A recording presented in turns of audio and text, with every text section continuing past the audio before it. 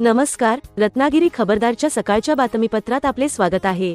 या आहेत काही महत्त्वाच्या घडामोडी। आमदार रोहित पवार यांची आज ईडी चौकशी होणार आहे, त्यामुळे राष्ट्रवादी काँग्रेस रोहित पवार यांच्या समर्थनात शक्ती प्रदर्शन करण्याच्या तयारीत आहे।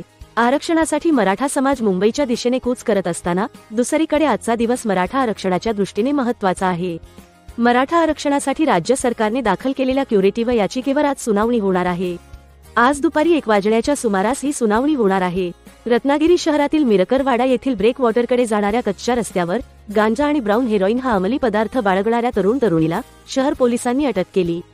त्यांच्याकडून एकूण 10,600 रुपयांचा 13 ग्रॅम गांजा आणि 4 ग्रॅम ब्राऊन हेरोईन जप्त करण्यात आला आहे।